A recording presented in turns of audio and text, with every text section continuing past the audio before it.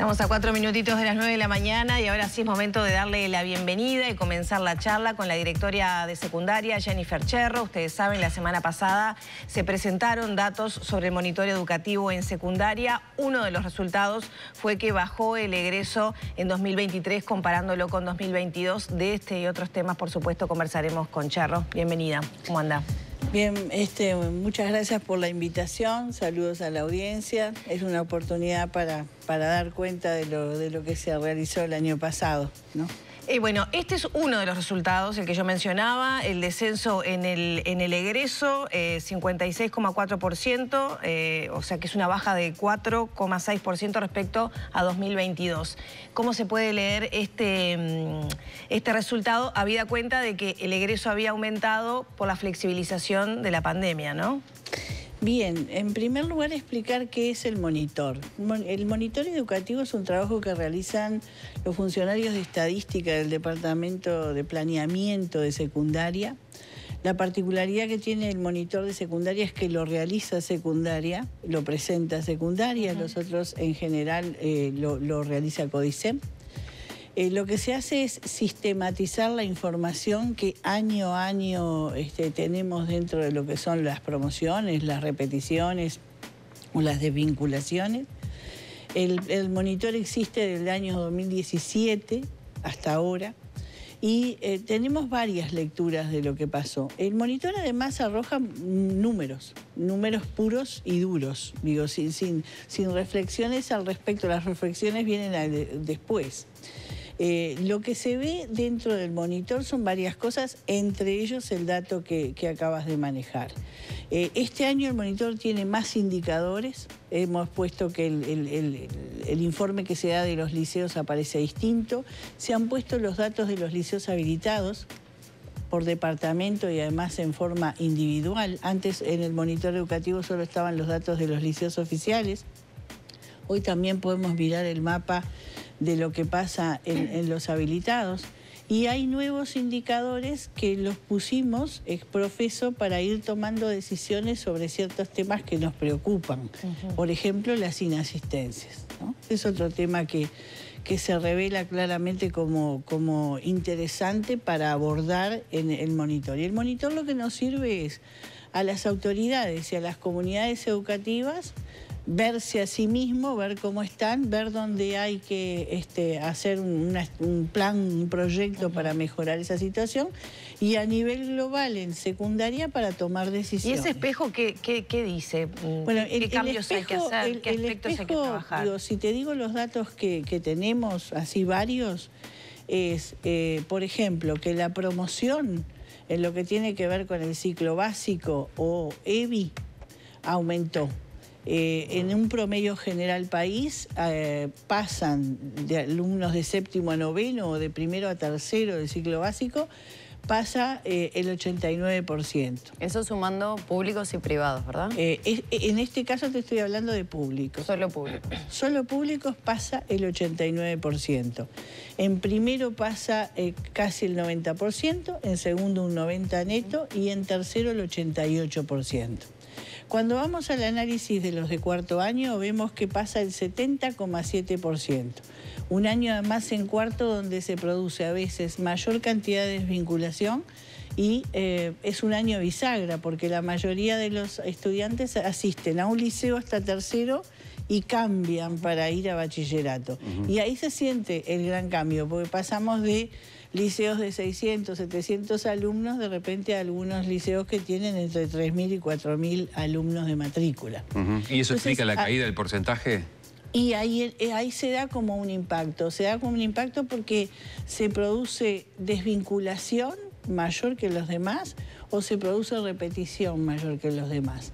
Con respecto a lo que es quinto y sexto, nosotros tenemos en quinto una promoción de 78,5 y en sexto una promoción del 80,2. Promoción, es decir, llegan a diciembre alumnos con hasta 3 asignaturas bajas. Eso quiere decir que está en condiciones, si da los exámenes en diciembre, en febrero y en marzo y en abril, de promover el año.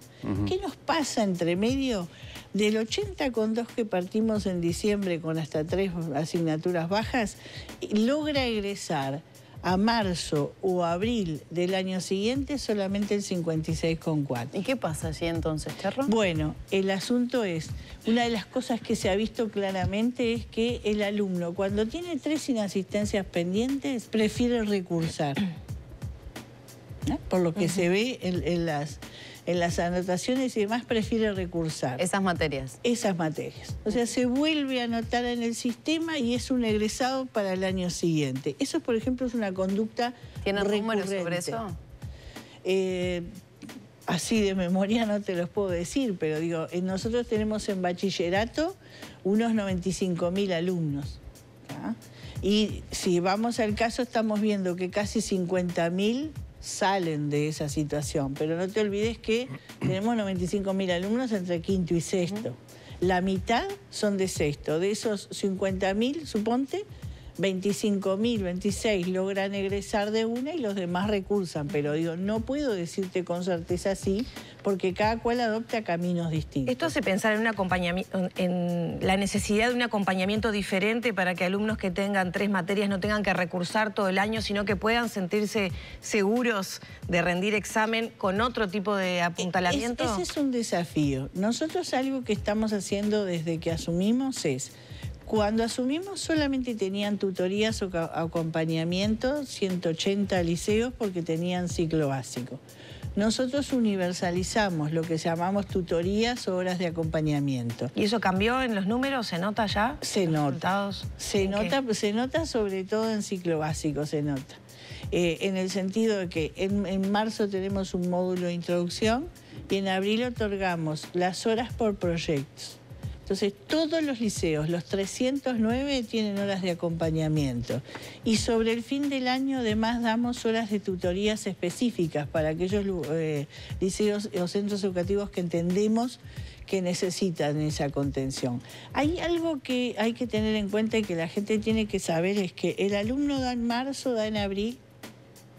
Nosotros hemos trabajado coordinadamente con la universidad para que nos permitan, digamos, agregamos periodos de exámenes, pero para que nos permitan que aunque se ingrese con una asignatura, porque aplicamos un curso de acreditación que es bimodal, es decir, algo de asistencia y la gran mayoría virtual, donde aquellos que deben hasta 2 asignaturas le hacemos un curso para ellos para que puedan egresar e insertarse en el estudio terciario que deseen hacer. ¿Desde cuándo se está poniendo en práctica agosto, esto? Desde hace 2 años que hacemos esto, porque entendemos, el proyecto se llama Egresados, y hay otro curso con las determinadas características similares, pero que es para los de ciclo básico. ¿Qué intentamos hacer con esto? Y creo que esto ha dado resultados. Si el alumno que debe hasta 2 asignaturas de tercer año se anota a Egresados y lo cursa, hemos comprobado que, por ejemplo, en el último que tuvimos de mayo, se incorporaron 409 chicos. Cursaron y salvaron el 80%, fueron egresados. ¿Qué no contamos nosotros en el nivel de egresados que de alguna manera también suma? Es el hecho de lo que pasa entre abril y diciembre de ese año, porque el alumno o puede hacer el curso de egresados, o da el examen en julio, o da el examen de septiembre, y ese que egresa durante el año corresponde al año anterior. Tendría que estar dentro de esa sumatoria de los números que dan del 56,4. Para la gente de bachillerato aplicamos el egresado. Para la gente, por ejemplo, de ciclo básico, que está en tercero y debe de primero, también tenemos un curso de acreditación que hace que puedan hacer hasta 3 asignaturas que deben de cursos anteriores, y entonces de esa manera los podemos retener en el sistema educativo porque después ya pueden anotarse. Yo estoy en noveno, estoy en tercero y debo asignaturas de primero, pero no puedo pasar a cuarto porque debo de primero. Claro, entonces, incentivarlos para que no dejen el sistema. Entonces hacemos cursos especiales con un tutor, por supuesto, y en forma bimodal, Y eso nos da mucho resultado. Digo, hemos dado difusión, obviamente que cada comunidad educativa se organiza para difundir y saber qué alumnos tiene en esas condiciones y llamarlos, informarlos, pero lo interesante es que la gente ya, los alumnos, las familias ya se están acostumbrando que existen esas posibilidades y se acercan y se utilizan efectivamente. Ahora, pasamos del 80%, que estaría promovido ya en diciembre, a egreso absoluto del 56,4%. ¿Por qué nosotros nos comparamos con el año pasado y nos comparamos con el año 19?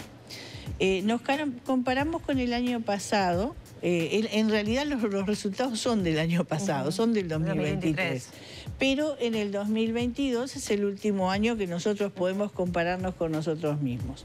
En el 20 y 21 y 22 nosotros tuvimos una flexibilización del sistema de evaluación, que a nuestro juicio fue serio y responsable. No es que abrimos la canilla de las posibilidades de la aprobación, porque había que cumplir con ciertos requisitos. Pero digo, el 20 ustedes recuerdan que cerramos los liceos. En el 20 los abrimos sistemáticamente y en forma organizada. En el 21 fue prácticamente virtualidad y marzo, abril, mayo del 22 también tuvimos virtualidad hasta que logramos normalizarnos. Cuando nosotros flexibilizamos, en el caso de bachillerato, porque te voy a hablar de bachillerato porque me preguntaste de bachillerato. Sí. ¿Qué pasaba con los estudiantes? Bueno, los estudiantes de quinto para exonerar pasaban con 7 y los estudiantes de sexto para exonerar la exoneraban con 8.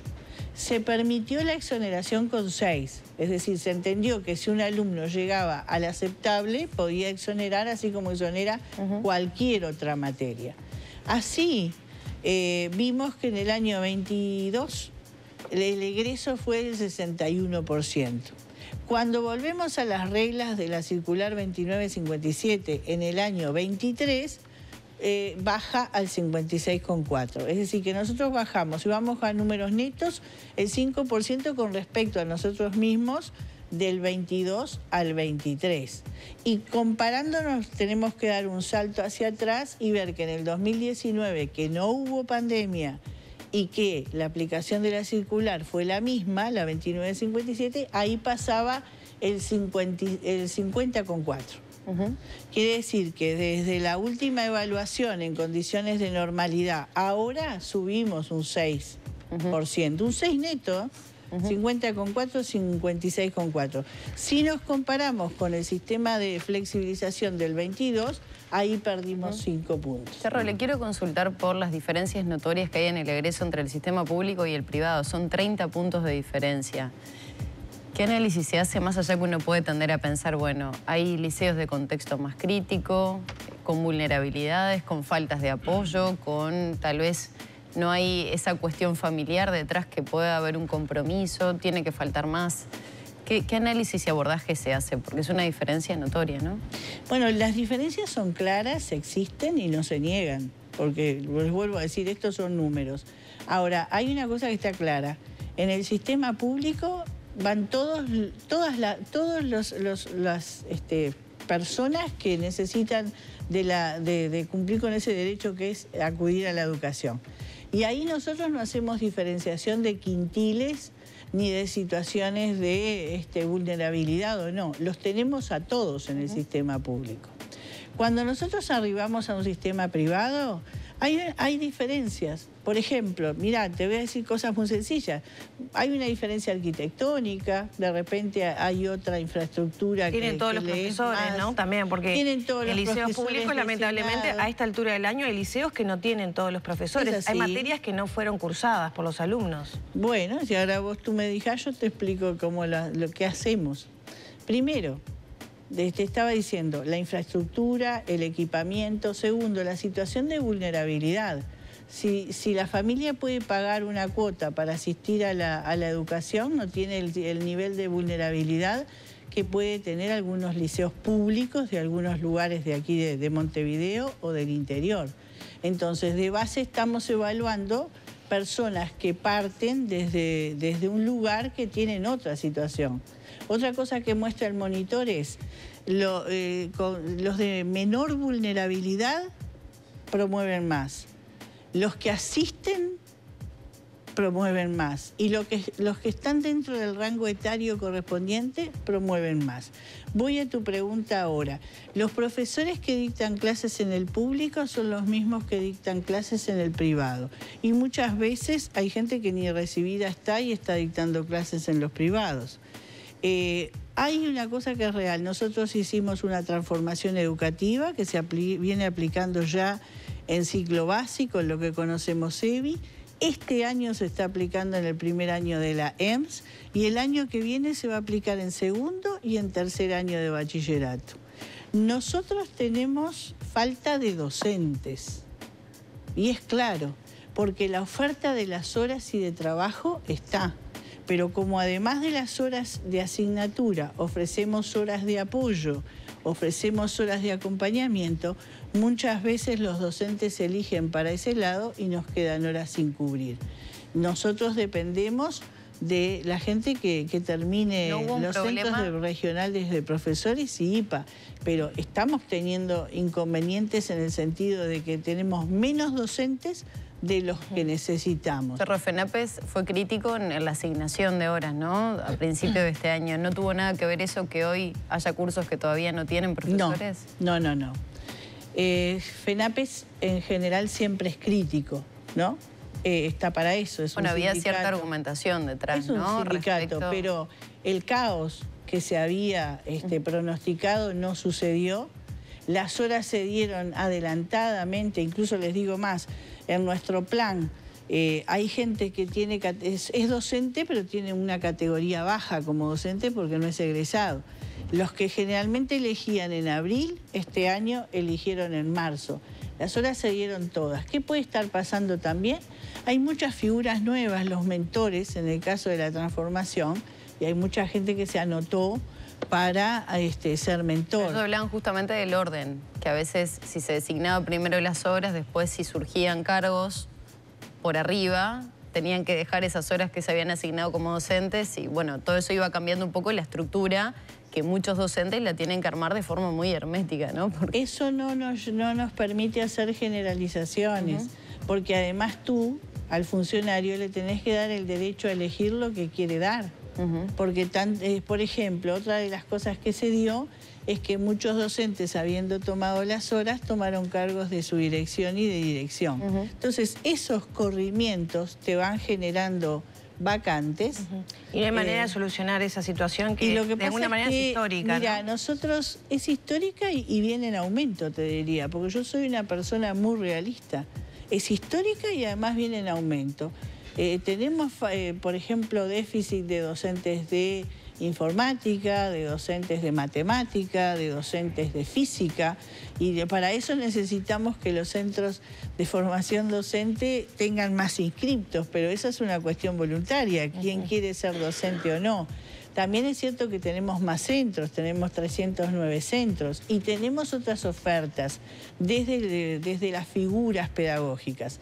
Secundaria este año nombró cerca de 70 psicólogos. Nosotros tenemos 219 centros, de los 309 con psicólogo. Nombramos casi 300 referentes de educación sexual y nombramos con presupuesto propio de secundaria un profesor orientador pedagógico para cada liceo. Entendemos que el año que viene los resultados van a ser más auspiciosos aún, pero eso no lo voy a presentar yo, lo va a presentar la nueva Dirección General de Secundaria. Entonces, entendemos que, claro, lo siguiente, nombramos psicólogos, vamos a intentar nombrar más en diciembre. Hemos hecho 2 concursos para psicólogos para cubrir cargos. Entendemos que tenemos que tener figuras pedagógicas dentro del centro educativo que continenten a nuestros jóvenes. Un profesor orientador pedagógico, hay profesores orientadores bibliográficos, hay referente de educación sexual y hay más psicólogos. Entonces, y además hay horas de acompañamiento y tutoría. Creo que eso es una política que ha resultado positiva y que deberíamos encaminarnos hacia ampliar ese escenario. Esto también te lleva a que el que toma esos cargos son docentes. Y a veces la gente trabaja en secundaria y en UTU. Llega un momento que no puede tomar horas, más horas de las que ya tiene. Nos queda un minuto y le quiero preguntar, ¿qué opinión tiene la directora de secundaria, Jennifer Cherro, sobre la propuesta de Delgado de darle un premio a los estudiantes? Bueno, premio, no sé, creo que es dinero lo que van a dar. Premio económico. Bueno, yo entiendo que eso no nos debe ni asustar ni conmover. Digo, creo que... ¿Pero cumple el objetivo de mejorar el egreso? Yo te diría mi punto de vista. Yo creo que detrás de un incentivo económico tiene que haber una propuesta pedagógica. Entonces, si hay instancias de orientación vocacional, si hay instancias de formación, si hay instancias de contención emocional al alumno y además la ayuda económica, puede ser una buena estrategia. Yo creo que además de la motivación extrínseca que puede significar dar un premio o dinero, nosotros tenemos que apostar a la motivación intrínseca, porque la verdadera transformación educativa es hacer despertar en el alumno esa necesidad de sostenerse, de salir adelante y de aprender porque lo desea. Motivar para que aprendan, no solamente para que salven. Para que aprendan. Para mí ahí está la clave. No sea únicamente él. Te digo algo para que lo sepan. El otro día presentamos con el rector de la Universidad, Rodrigo Arim, un proyecto que se llama PIA. Tiene un nombre más largo, pero creo que PIA es un lindo nombre. Y lo que consiste es en darle una beca económica ahora, a partir del segundo semestre, a los alumnos que están en quinto y en sexto año, para que puedan promover y entrar a la universidad y seguir a ese alumno durante todo el trayecto. Entonces digo, de hecho esas cosas ya las estamos haciendo y ya las presentamos. Con ese seguimiento económico. Cherro, rapidito, ¿qué pasa con las inasistencias que vienen incrementándose? ¿No superan los 30 días de algunos estudiantes? Ese es otro dato interesante. Mirá, el indicador lo pusimos desde secundaria, es decir, ese indicador no se medía, ¿no? Ahora lo pusimos para analizar. 32,2. 32,2 en ciclo básico y casi 36 en bachillerato. Tremendo. Más de un mes de clase. Eso se da no solamente a nivel de secundaria, sino a nivel de primaria. Ustedes saben que primaria está llevando a cabo un proyecto para promover ¿No se repite la por faltas? Asistencia. Sí, claro que se repite. ¿Cuántas faltas se debe tener? Y con 25 o 30 faltas que sean fictas entre justificadas y no justificadas. O sea que todos estos alumnos repitieron por falta. Puede ser. ¿Algunos no? O algunos no. Algunos no. Porque hay que analizar caso a caso. Yo te quiero decir algo de lo que no hablamos. Desde que nace el monitor en 2017, la desvinculación en ciclo básico bajó a 3,6 y es histórico. Nunca tuvimos una desvinculación tan baja. En bachillerato pasamos al 10,7 y en términos generales país, 6,2. Estábamos en el 8,4. Pusimos el indicador de inasistencias para ver qué teníamos que empezar a hacer con eso. Se nota después de la pandemia una tendencia a que el alumno falte más. Y a las familias decirle, no es lo mismo no asistir que asistir. El alumno que asiste más promueve más y el alumno que no asiste corre el riesgo de perder el curso. Eso está claro. Cherro, muchas gracias por estos minutos. No, por favor, gracias a ustedes.